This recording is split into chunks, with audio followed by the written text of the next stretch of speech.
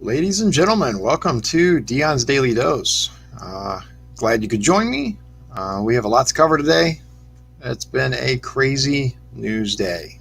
Some of this stuff is older, I'll admit, but a lot of it is very, very recent. So, the first thing that I want to touch on is I will bring it up right here. There it is.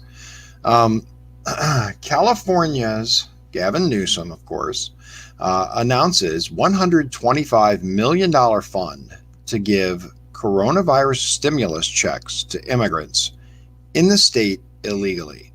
That is right, ladies and gentlemen. California Governor Gavin Newsom announced on Wednesday plans to give cash payments to adult immigrants living illegally in the state to help them weather the coronavirus crisis. The plan, which would use a mix of taxpayer money and charitable donations from corporations and philanthropists, will give 150,000 adults $500 each during the coronavirus outbreak, the governor said. California has had an estimated 2 million immigrants living in the country illegally. They have not been eligible for the $2.2 trillion stimulus package approved by Congress last month, which pledged cash payments to most Americans while boosting unemployment benefits by $600 per week. Quote, "We feel a deep sense of gratitude for people that are in fear of deportations that are still addressing essential needs of tens of millions of Californians," said Newsom, a Democrat, who noted 10% of the state's workforce consisted of immigrants living in the country illegally, who paid over $2.5 billion in state and local taxes last year. Taxpayers would be kicking in $75 million for the money, while a group of charities has committed to raise another $50 million for a total of $125 million. A group of charities already has donated $5.5 million for the fund, including the Emerson Collective, Blue Shield of California Foundation, the California Endowment, the James Irvine Foundation, the Chan Zuckerberg Initiative, and an anonymous donor. Newsom said the money will not be distributed based on income. Quote, "Their personal information will not be required to get those support," he added. It's basically more of the same. I will, of course, leave the link for you. Hi, Sean. Thanks for joining me. It is, once again, people on the left care more about illegal immigrants than they do American citizens. Unfortunately, because we have Democrats in Congress who, I might add, Nancy Pelosi actually thanked and applauded Democrats for holding up the latest boost that they wanted for the Paycheck Protection Program, which is basically the small business loans and grants that are going out in order to keep people on the payroll and keep them off of unemployment. The Democrats blocked that. And Nancy Pelosi was happy that they blocked it. She actually thanked them. Yes, indeed. I wish I was making this up. The next thing is, this is a little older story, but very important. Chinese researchers stripped of security clearance at Canada lab for deadly human diseases. So researchers from China were stripped of their access to Canada's National Microbiology Lab, which works on some of the world's most deadly human and animal pathogens. Canada's National Police Force said it is investigating, quote, possible policy breaches by Zhang Kui. I'm not sure how you say it. A scientist from China, her husband, Kading Qing, a biologist at the same lab, and a group of her students who were escorted from the facility earlier this month. I will again give you the link for that. You can read it at your leisure. I find it very interesting. The date is from July 16th, 2019. So it is definitely something that I find curious. It's something that people might want to look into. So this here is from the National Review. And it is, that's odd. Apparently the YouTube link is weird, but whatever. So this is from the National Review. Okay, it is from June 14th, 2017, and the headline reads, "Stop funding WHO until it cleans up its act." Now, I don't know if you've seen lately the outrage from all the media, the left. How dare you talk about defunding the WHO, right? How dare you talk about that? I'm like, they were calling for it. The National Review was calling for it back in 2017. They show us, right, that the WHO is basically in for China, right? The WHO, the troubled United Nations Health Agency, has just elected a controversial new director general. This is back when they elected this guy. The choice should disturb taxpayers, members of Congress, and the Trump administration. We'll soon hear condemnation of the administration's plan for steep cuts in funding of international organizations, right? People were, crying about it way back then. But I'll drop the link, like always, so you can check it out at your leisure. But I just want to point out that the National Review was telling us this is bad. These are bad people all the way back in 2017. So the fake outrage now, because people realize that, is really, really stunning. I want to show you this. I was on YouTube last night, and Google is actually asking for money so that you can donate to help stop COVID-19, right? You can help stop the spread. COVID-19 affects everyone. Give today. And Google.org will triple your donation. And they purport that it's going to go to doctors, nurses, and researchers, right? But let's raise $7.5 million together by supporting the UN Foundation, right? The COVID-19 Solidarity Response Fund for the World Health Organization. That's where the money's going. It's going to the WHO. The WHO, that's who's getting the money. In my opinion, Google has plenty of money. If they want to donate to the WHO, that's their prerogative. But don't ask hardworking Americans to do it. Don't ask me for my money, because I'm not giving it to them. Michael Strauss said WHO is for anything that promotes the NWO. Absolutely. Unfortunately, they are owned. They are all owned. It's the very fact that they ask for money is ridiculous. Here is a tweet from the director of the WHO. WHO and China have enjoyed a long and productive partnership. WHO is proud to have supported the overseas training of more than 2,000 Chinese health workers. Grateful for China's commitment to strengthening health systems in other countries through its Belt and Road Initiative. That was from January 16th,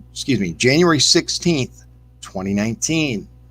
Now, if you notice that big statue right there at the end of the table, or just behind the table over there, that is the god, goddess, whatever, Shiva, which is the master of both poison and medicine through his ambivalent power over snakes. That is interesting to me. You can read all kinds of stuff into it. It's very, very telling. This guy has perpetuated China's policies for a very long time. Thank you for joining us, Paul. Appreciate it. There is just so much going on here that we aren't being told by a host of different people, by a variety of organizations. And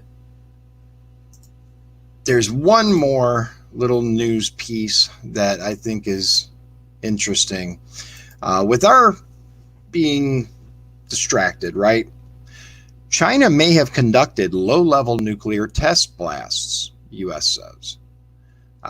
they think that China may have set off low-level underground nuclear test explosions despite claiming to observe an international pact banning such blasts, the U.S. State Department said in a report on Wednesday, that could fuel U.S.-Chinese tensions. Is anyone really shocked? I mean, really, is anyone really surprised about this?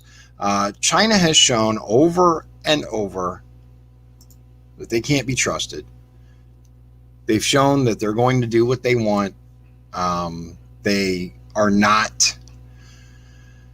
They're not on the same page. And I don't know if you saw, but the whole Biden thing, Bernie and all that aside, Biden actually made the statement that China's interests are our interests, that we align with China's interests. Now, I couldn't disagree with that more. The Chinese people are amazing people, industrious, hardworking. We've seen it. The administration is a totalitarian communist regime that does not align itself with our belief system. They are not our friends. I don't know how much more obvious we can make it. And for a presidential candidate to come out and say that our interests align with theirs, I think it's very disingenuous. I think it shows that he's so out of touch with reality that I've said it before, I worry about the guy on a cognitive level. I worry about the guy because of all of the things that he's been filmed doing. Not just the stuff he said, because he's said some pretty outrageous stuff, but the stuff that he's done on camera obviously made little kids very uncomfortable. These aren't the kind of things that we need in a leader. It's really quite scary that these are the kinds of people that the left is putting up to run against Donald Trump. And many people have said it, and I think it's correct. Look at who his running mate is, right? Look at who his running mate is whenever he gets around to announcing it, and then he will be carefully and quietly removed, and the real person that they want for president is going to emerge. Anyone want to take bets on who that is? I have heard everything from Michelle Obama to Oprah, even Clinton. I don't know. I don't know who it's going to be. I look forward to seeing it. Let's see. Oh, Michael has something to say. He says, I have nothing good to say about Sleepy Joe, but I will say it's BS what they did to him. They poisoned him and made him like this. He wasn't always like this. You know, I'm glad you mentioned that. That's right. He wasn't always like this. He's always been kind of a gaffe machine, right? He's always kind of put his foot in his mouth with some of the stuff that he said, but he never had this level of cognitive issues, like so blatant. Did they poison him? Maybe. Did they do something to him? It's quite possible. I don't know what happened to him, but if you look at just the clip from not even that long ago when he was in front of the Council of Foreign Relations and he was bragging about getting the prosecutor fired and holding the money. He was with it. He was all there. He knew exactly what he was saying. He knew exactly what was going on. It's only recently that these issues have started appearing, just since right before he announced, so right around that area, he suddenly became odd, right? He suddenly got like it. Now, I have read the claims that it's something to do with stuttering and how to prevent stuttering, but I say it goes far beyond that. And at this point, wouldn't it be better just to stutter? I stumble over my words sometimes. I would much rather do that than be accused of dementia. That's a good point, Michael. I think it's completely possible. I think it is possible that that this was done to him. I certainly wouldn't rule it out. We've seen all kinds of interesting things going on lately, right? We have people that are praising the World Health Organization despite their clear bias, their pro-China slant, and people that are supposed to represent this country, people that are supposed to say, hey, we are here for the United States. We are, representatives of the United States, but yet they're praising foreign entities. They're praising organizations like the WHO, the WTO, that, it's been pointed out and proven on multiple occasions that they do not have our best interests at heart. And I think that's pretty obvious. That's what we're looking at, unfortunately. Oh, yeah, Sean brought up a good point, too. Remember, Biden has had 2 brain aneurysms. Yeah, that's true. And that also might be a contributing factor. I know that the guy went from I've never really liked the guy. I always thought he was, a talker, not a doer.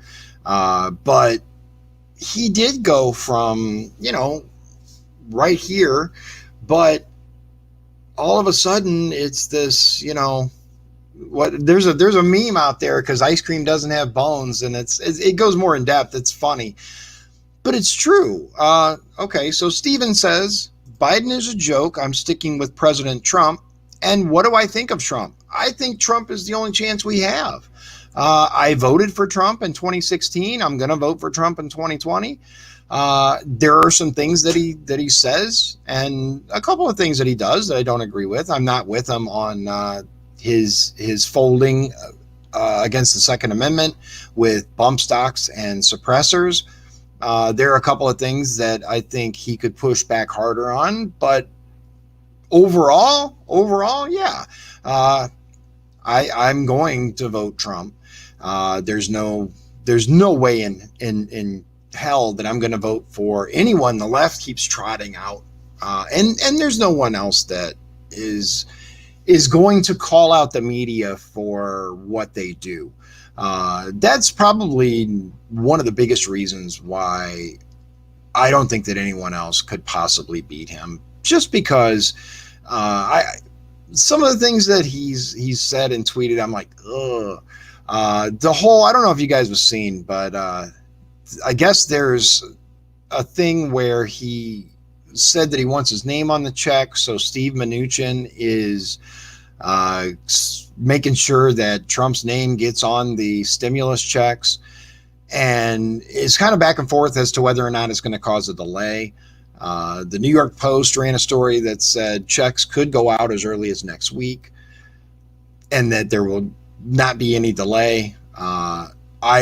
I hope there's not. I really hope that it doesn't cause any form of delay whatsoever, because if it does, then I'm wholeheartedly against that. These people really need, a lot of people really need that money. A lot of people are laid off. A lot of people have been, just, here's the thing. A lot of people get forgotten about, and that is the part-time workers who don't qualify for unemployment. And that's unfortunate. So the whole check and his name on the check thing, I was like, I saw that. I was like, oh my goodness. But I will take 100 of those instances over the anti-American policies of the left, over the anti-American, anti-citizen policies. Let's see here. Steven says, I wish Trump would do something about big tech censorship. Anybody right of Sanders is being censored. That is an excellent point, and it's actually something that I've talked to several people about.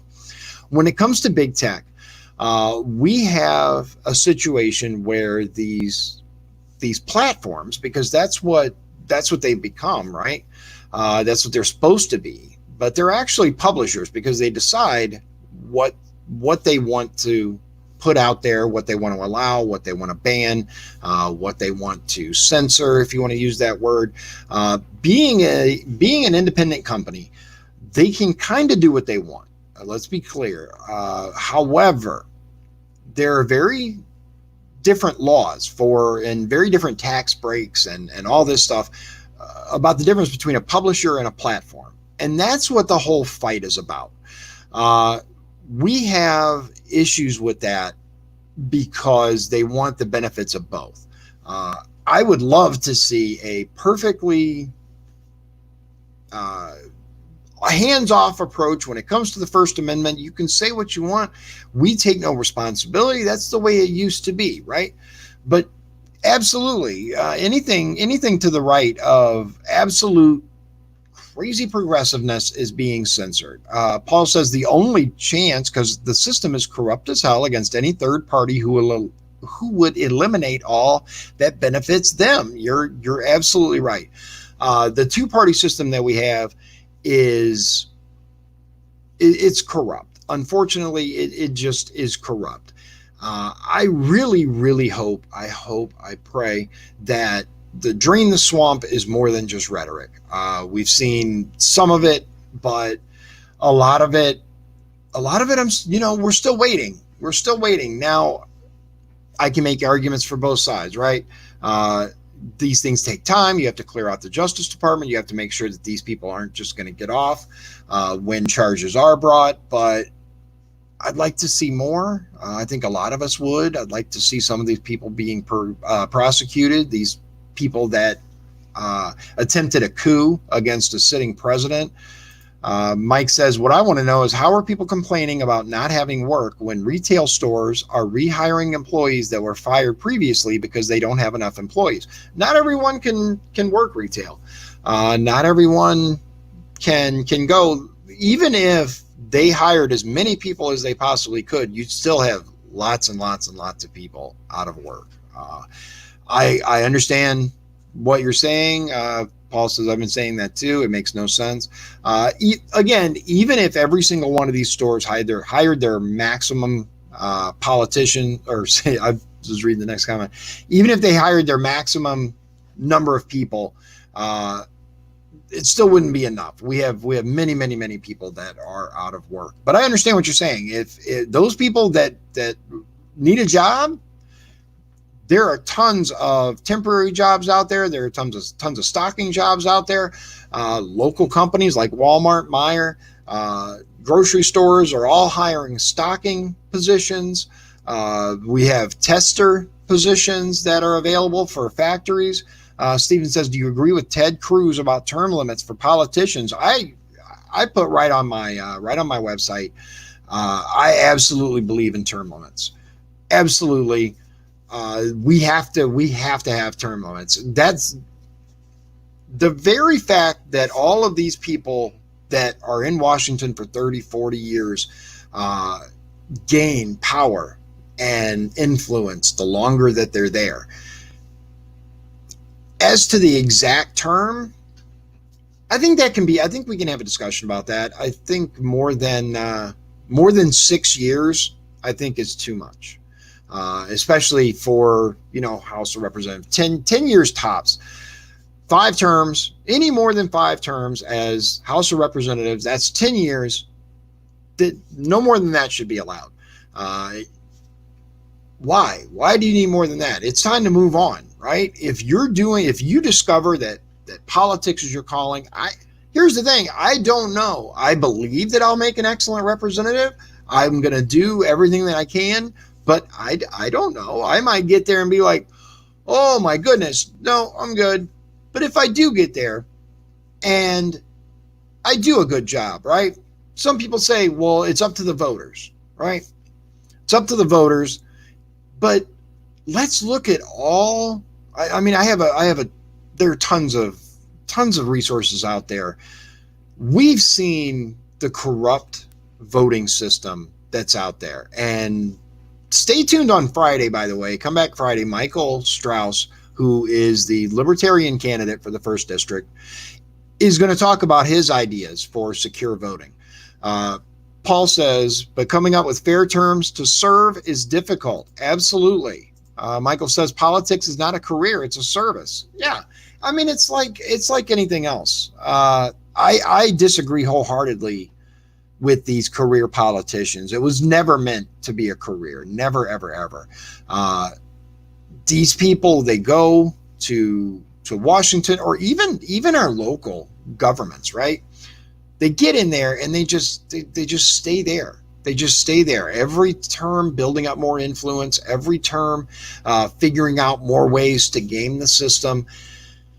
It's frustrating as a voter because we see the things that have been done to defraud the voters. We've seen the boxes of ballots getting delivered late. We see the boxes of ballots left in the postal warehouses. We see now Gavin Newsom, not Newsom, sorry, Northam, blackface Northam. He actually is getting rid of voter ID for Virginia. We have a whole host of ways that they can game the system. They can once they're in, they're going to stay there unless we do something about it. And I think one of the best things that we could have done is institute term limits to politicians. Stephen says, am I pronouncing that right? Is it Stephen or Stevan? One or two? Do you like Visclosky, or do you think he failed Northwest Indiana for the past 35 years? He failed. He failed. It took Donald Trump to get in there and do things that were necessary for the steel mills and the workers. Got it, Steve. I'll say that. He hasn't, it's been said over and over. We have a guy who has been there since 1985. He has some of the highest seniority in Congress. What does he do? Really do? He doesn't say anything. He doesn't do anything. He kind of flies under the radar. You would think he was a short-termer. With as long as he's been there and the kind of clout that he should be able to bring to types of situations, he used to, he went out and he would march with the guys in the unions. But marching with the union and actually doing legislative policies to help the union are two completely different things. Again, we knew we had problems with steel being dumped into the market from China, from I think Korea. I know we had Indian steel being dumped, China for sure. Substandard steel at very low prices. We could have had tariffs many, many, many years ago, right? Many years ago. We could have instituted regulations against it. We could have done a number of things. And Visclosky didn't do any of it. He didn't do any of it, and he didn't even propose anything. It really makes you wonder where the loyalty would lie. Now, I will say, again, he marched with the unions. He would, talk to the unions. And I've heard that he, would intervene with federal agencies, which that is his job, to get people, their disability or stuff like that. But as far as actually moving legislation forward to help the district, I don't see it. And this whole train thing, which has been, look, the guy's leaving office. Okay. This is his last term. He's retiring. And his last big article that he put out to the NWI Times. Now, remember, this came out right at the beginning of this whole social distancing thing. I think it was in, I want to say February, middle to end of February. And what he chose to say was patting himself on the back about this track project. That was it. That was what he said to all the voters of District 1. That was the entire thing. Not let's come together, not let's, work together for the future or talk about all the industries or none of that. It was this stupid double track project. The track project that has had in my opinion, deleterious effect because we're looking at almost $1 billion that's being funneled right out of the region. It's going into Chicago, of course, just like everything else. And that's my biggest issue. Uh, let's see here. Paul says, big difference to parade and actually act. I will agree with that. Mike says, let's all just be grateful that he sits there now and does nothing to help unions. Yeah, I mean, you can walk with the union all day long and hold a sign, but you're in Congress, man. Put forth some policies that actually help people. It's so, yeah, the short answer is no. It's given his length of time in Congress, given the platforms that are the same all the time, he claims to be for this. This is a guy who, has been against the president every step of the way. Is Trump perfect? No. Nobody on the planet is perfect. But he did massive strides to help our industries. He did all kinds of things.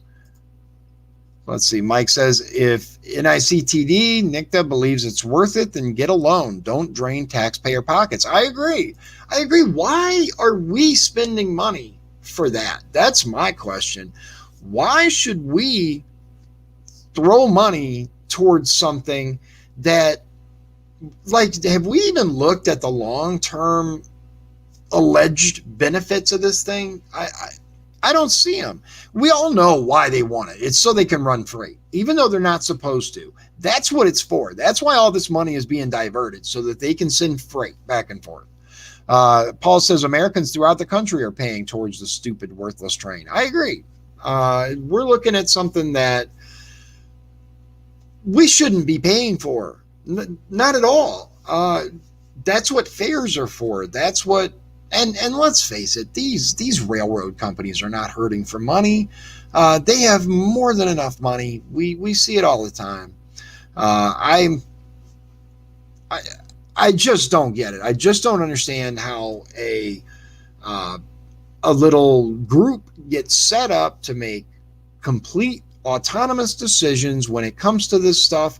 And of course, the voters are left out in the cold. They don't care about us.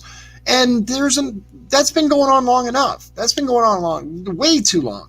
We have these elite, out of touch, rich politicians who go into office and are suddenly worth tens of millions of dollars between book deals and stock that they sell right before the market crashes, and all of that stuff is just insane. It's insane. And one of the things we can do is term limits. Another thing is to actually get out there and vote. We have a chance. We have a chance this election. There are a number of people that are running that I don't think are part of the system. I don't know anyone in the system. I don't know any of the politicians from the area. I don't know any of the rich families, any of that stuff. I think there are a couple on the left too, but I'm going to tell you, as far as on the left, the big guy, right? The big two, McDermott and Mervin, both of them are toe-the-line Democrats. If you vote for them, you're voting for the anti-American policies. Because that's what the Democrats are doing. It's not the party of mom and dad or grandma and grandpa, when they alleged, at least pretended to be for American workers. Now they don't even pretend anymore. They hate this country. Why? I don't know, because it's made them all very, very, very wealthy. Paul says ridership is dropping mad. I bet it is. The committee for train improvements are all yeah. That's the other thing, is this committee that's supposed to be for the train and the improvements for the train. It's all political, just like everything else. And that's something that I personally like to see an investigation of. What does this thing do? Paul says politicians, none are blue collar, right? None of these people on the left are blue collar.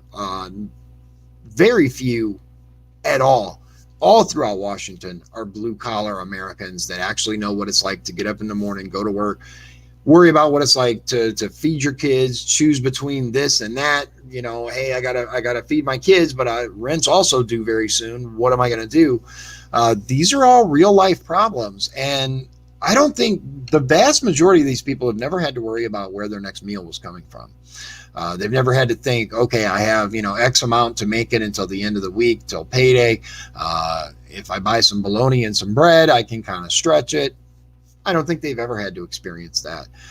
Look at now, kind of the same topic but a little different. Look at how these Hollywood stars are losing their minds now that they're not relevant, right? Some of the stuff, some of these videos that they're putting out are to me just hilarious. What's the I guess it's I don't know, some girl that used to be a call girl and now she's famous. She was like, I should be out eating sushi, not sitting in my house eating cereal. Oh my God forbid you should have to eat a bowl of cereal. I know that's like the end of the world, right? I love cereal, man. Cereal's awesome. But that aside, we have a society and a country that's run by people who don't know anything about the people that actually make up the country. They don't know what it's like to be us. They can't relate to us even when they try. Look at Elizabeth Warren, right? Pocahontas. Look at her when she was talking to that father that went up to her and said, okay, so you want free college for everyone. Now, I worked and I paid my daughter's tuition, right? Am I going to get my money back? And she laughed at him. And I know she dropped out, and now we can talk about all that being a setup, but she laughed at him. She's like, no. She has no idea about the real world. Michael says, I'll be the first to say I like the train and have good memories on the train, but it's a business. And if they want to make capital improvements, do like I have to do. Get a capital improvement loan. Exactly. It goes right back to subsidizing businesses to be in business. Yeah, he says, sorry, I meant the train committee is wholly made up of politicians. That's what I meant. Yeah, politicians that none of them are on the train committee are blue collar. I don't think any of them have ever ridden the train, for anything other than a photo op. So actually commuting, my wife used to commute back and forth to Chicago. She worked for a work comp adjustment company there. And she rode every morning and every night, right, to Chicago and back. And I was concerned for her when she went back and forth to Chicago. They only recently, they didn't even have Wi-Fi for the longest time. These are things that people want. And they finally put it in, but it just comes down to if Joe, who owns the little farm down the road, if he wants to make his farm bigger and invest, he has to go get a loan. Why should the train be any differently? Why should it be any different for them than it is for Joe? So I'm right there with you, Mike. It just makes no sense. So I'm going to tell you today, change topics a little bit. Unfortunately, gets a little sad, but one of the questions that I was asked when I went to the USW interview was, do I believe that CEOs of companies should be held responsible for the things those companies do? Specifically, like my example that I kind of drew from it, they were talking about chemical spills and stuff like that. But the example that I drew from it, I'm going to tell you a story about my uncle. This is my mother's brother. His name was Terry, and he was the coolest guy in the world when I was a kid. He had a Corvette, a metallic blue Corvette, 1970, I want to say 76 maybe, Corvette, somewhere right around there. And it was awesome, right? I'd ride in it. Yeah, awesome. Well, he worked offshore. He was a crane operator and then became a driller. He was basically you have a hierarchy on an oil rig. He was close to the top. He wasn't the top, but he was close to the top. And there was a bad storm one day, and he was down by the dock, right where the barges were tied up, and his boss told him, "Hey, go down there and tie those barges up." And he said, "No, that's not my job, and it's not. That's the rough hands job." Uh, the guy was like, "Do it, or you don't have a job, right? I will fire you if you do not go down there and tie those barges up." Well, he went down and he tied the barges up, and in the process of tying them up, the waves caused the barges to buck, and he got thrown off the barge in between the two, and they came together, and it crushed him from the waist down. This was absolutely horrible. He went to the hospital, and he ended up passing away. Now, under the system, right, under our current system, the guy was, I don't even know if he was reprimanded, the one who sent him. There's lawsuits and money, but money doesn't change things. And until you start holding these people accountable for the decisions that they make, I just don't know if the behavior will change. Because if you really look at the history in the oil rigs and the people that have been hurt, the people that have been killed, nothing has changed really. Safety measures and stuff like that are forced and increased, but unfortunately, the people still make the same decisions. They still tell people, "Oh, you're going to do this, or you're going to lose your job." I personally would have liked the guy to have been brought up on at least some kind of internal investigation, something.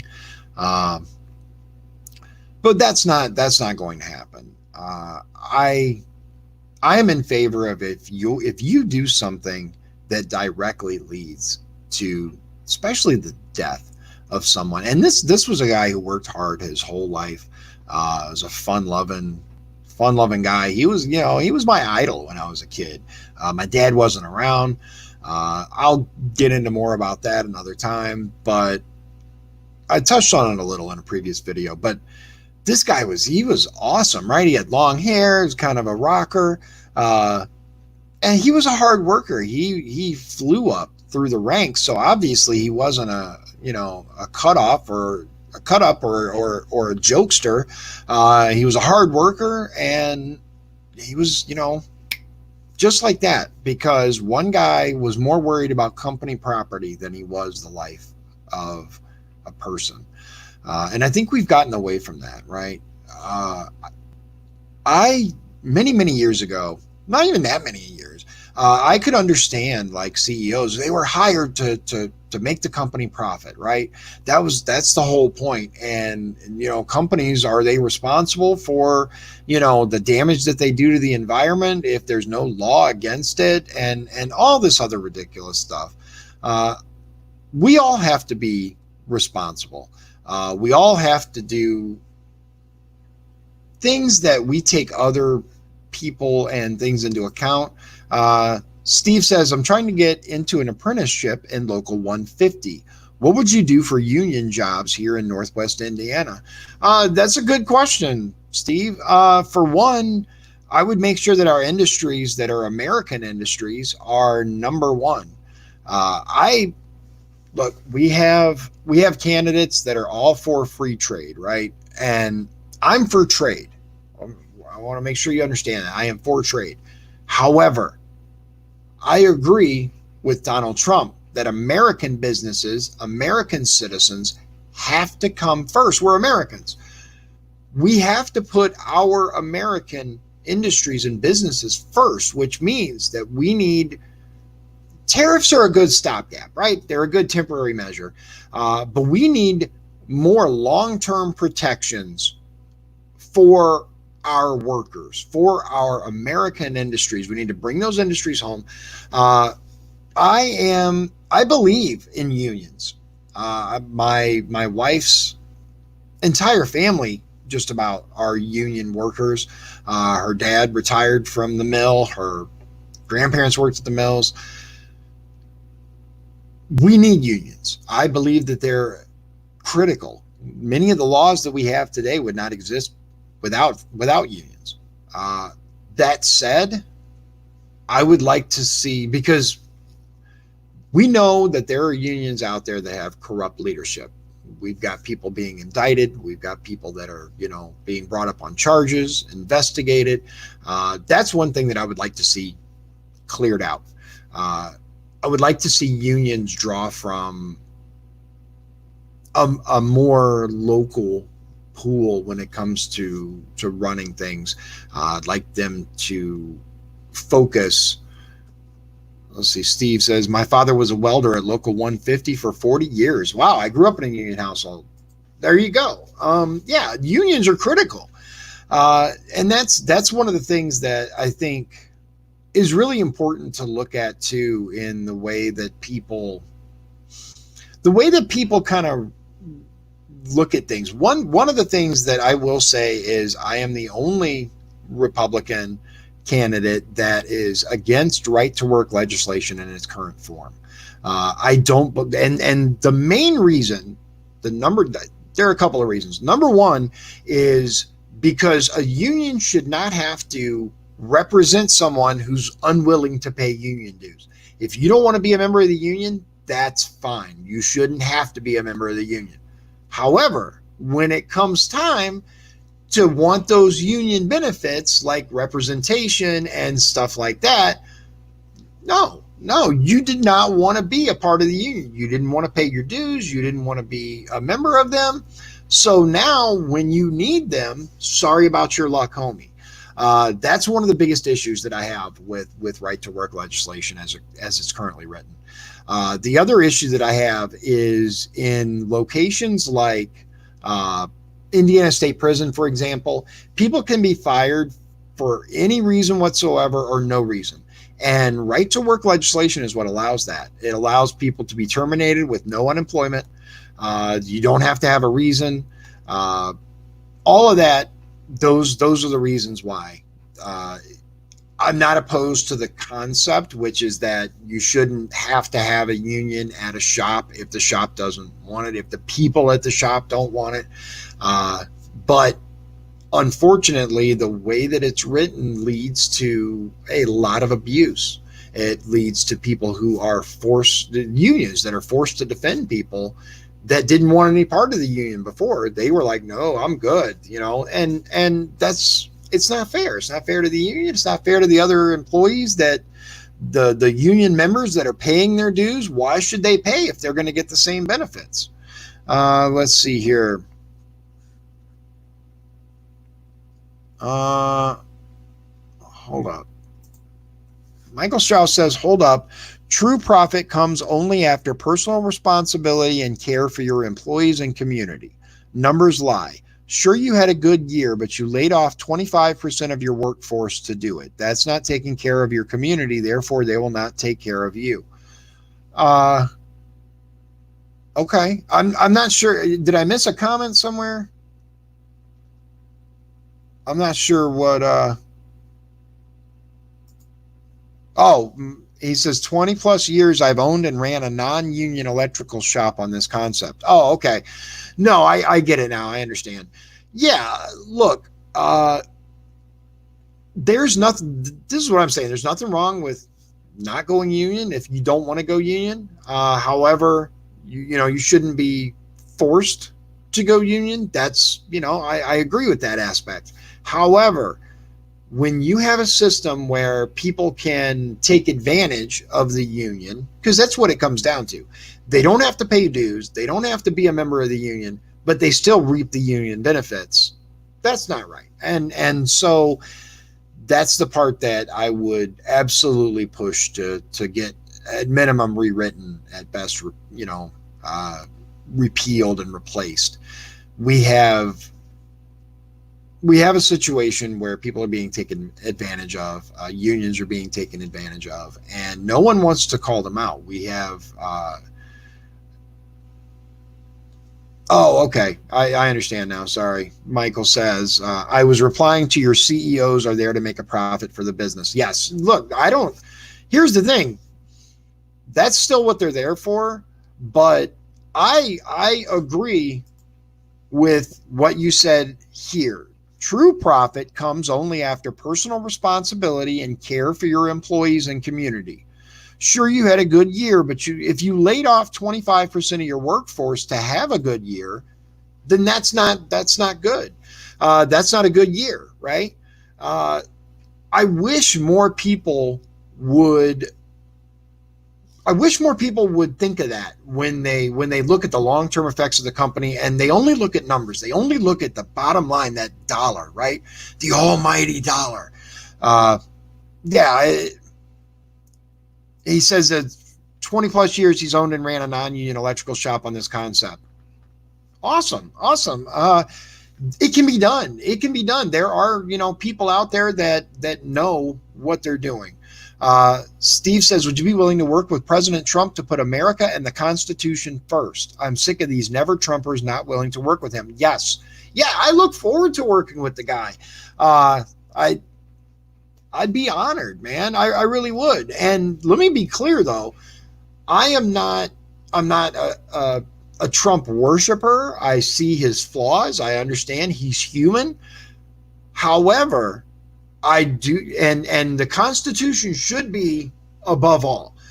Unfortunately, a lot of our representatives, a lot of people in our government seem to have forgotten that the Constitution is the law of the land. I will say that again, there are a couple of things that he's said and done that I disagree with. Most notable when it comes to the Second Amendment. But I would absolutely work with him, and I will work with whomever I need to get things done. But I will not compromise for the district. I'm not going to I'm not going to do things that are not good for the district. That's why I say I'm not owned by the party, and I know that that's going to become an issue. Am I going to make it past the primary? Only you guys can make that happen. But I'm not owned by anyone. I represent the first district. I'm not going to vote for something that's going to be bad for the first district, but good for, California or Iowa. Uh, I'm not, I have no intention of following orders, but I will absolutely work with him. Definitely. I want to keep the Constitution first. Mike says there's a right and wrong way to make a profit. Are you in the short game or the long game? That's how you have to think when you're in business. I agree. Congress and Senate aren't there to follow POTUS orders. That's right. That's important. But they're not there to follow his orders. That's correct. But they're also not there to obstruct him every time we turn around. They're not there to do everything in their power to remove him from power, to push back against everything he tries to do, even the things that he's trying to do for us, for the American people. When it comes to like the tariffs, for example, no, tariffs are bad or bad or bad. But Visklosky was quick. He was one of the ones who were like, no, that's going to be bad. That's going to be real bad, right? But he was one of the first ones to try to take credit for keeping the mills open, for keeping people in their jobs, for all this stuff, when the entire time he's, voting for impeachment, he's following the party line. Look, if you want another Pete Visklosky who's going to do what the party says and is ineffectual, then McDermott or Mervin, because they're showing you right now that they're going to do what the party wants. Steve asked me, how come I'm running as a Republican and not as a Libertarian? Because I am a Republican. I believe in less government. I believe that abortion is murder. I believe in the tenets of the Republican Party. I'm just not beholden to party. I believe I've always been a Republican. It just I will say that I don't know as much about the Libertarian Party as I probably should, and that's something that Friday Hopefully, Mike will be able to answer some questions since he's the Libertarian candidate. But I'm a Republican. That's just what it comes down to. I just don't believe that anyone should be beholden to their party above their district. That's kind of what happened here in this country. Mike says you don't have to be owned by anyone. However, leaning away from the Constitution to simply get along is a sign that the person has no principle and is willing to waver in the wind. Exactly. I am a Republican. I just refuse to do things that the party wants just because the party wants it. I'm going to do things that are best for the district. That's what it comes down to. And we need more people that are willing to do that. You have people on both sides of the aisle that claim to put the Constitution first, that claim to put their constituents first, but we don't see it. Strength of conviction, right? I'm going to show you guys. I don't have it right now, but I have a big Second Amendment flag in the back window of my truck. It's been there for almost 2 years now, well before I ever even thought about running. And it's not coming out. I've had a couple of people, you really should take that down. So why? That's what I believe, right? It's the American flag with the Second Amendment printed on it, and it's what I believe. I'm not going to censor myself. I'm not going to take things down. And now, there are times when I have to think for a moment because I worked at a maximum security prison and I was a trucker. Sometimes I got a little foul mouth. So I have to think before I speak in that regard. But that's just language.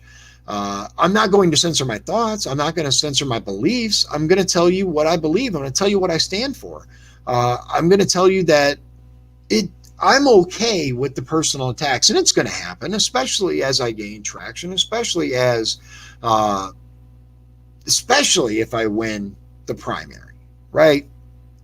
If I win the primary, you will see all manner of foul attacks because it's the MO. We know this. I'm prepared for it. My wife and my family support me 100%. But let's see here. Big wall of text. Hold on. First of all, Paul said, yeah, and all those same use the 100% wrong term democracy like the MSM. Yes, that's really important. All these congressmen and senators, they get up there and they're like, it's a threat to our democracy. Our democracy. We are a constitutional republic, and I believe that's. Let's see. Hold on. Well, first of all, Steve says, maybe you would know this. Was our district ever red, or has it always been blue because we're next to Chicago? I feel like our district gets a bad rep from the rest of Indiana because we're by Chicago. Good question, Steve. And actually, the last representative that was a Republican for District 1 was back in 28. It's been over 90 years since a Republican represented this district. The interesting thing, and that's why it's considered a throwaway district. That's why I've been told you're not going to win. I don't know why you're bothering to waste all your money doing this. You're not going to win. It's going to go to I wholeheartedly disagree. People are tired. They're tired of the garbage. They're tired of the stuff. We can absolutely turn this district red again. Absolutely. We just have to make sure that people. Mike says, wasn't it 19? It might have been 19. I want to say 28. I want to say 28. Hold on. I'm actually going to look it up and then I'll share it with you guys. But in the meantime, Mike says, so when you say it's okay, Trump, you can violate the Second Amendment, I won't push back. That's wavering. That's not accountability. I agree. That's what I'm saying. Here's the thing, though. There's a difference between pushing back and voting for somebody else. Let's look at what our options are, right? Who are our options for president? I support the guy, but I don't support him wavering on the Second Amendment. I don't support that at all. I wholeheartedly disagree with that. I've said it. I'm like, what the heck, dude? So, yeah, I just want to make sure I'm clear on that. Just in case you think that that's wavering. Let me look up here and see. Give me just a moment. I'm actually going to bring this up so you don't see the weird searchy. There we go. Let's look. Let's see what Google says. Let's see, District 1, last Republican, right? Well, we should probably put Indiana, because Indiana, District 1, Republican congressman. Let's see here. Yeah, it says, you got to go like way, way, way back. Let's see here. Let's see. Hold on. Let's try this. When, I forget the guy's name. I had known it. When was the last Republican congressman from Indiana, District 1? And it just says, since in over 90 years, where is it at? Heavily Democratic. There it is. Has not elected a Republican to Congress in 90 years. 1928 United States House of Representatives election. Yeah, 1928. Okay, so Michael says, by voting for a guy that does not support the Constitution as a whole, how can you say you support the Constitution yourself without waiver? Oh, yeah, Steve, real quick. I am against anything that doesn't allow due process. Wholeheartedly against it. If there was a way, look, we know that there are people that are going to go out there and are going to do crazy stuff. If there was a way, then that's what our current system's set up for. You accuse someone of a crime, accuse someone of planning a crime. That's what the system's set up for. But unfortunately, you have those people that, Karen says you're bad, so you're bad.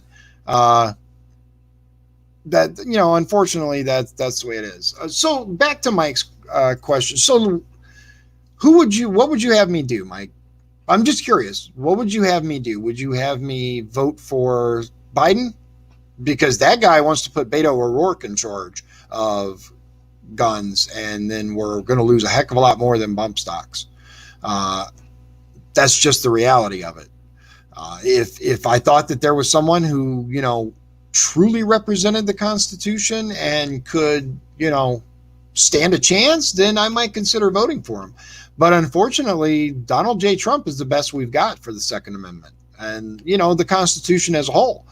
So, unfortunately, that's just reality. We have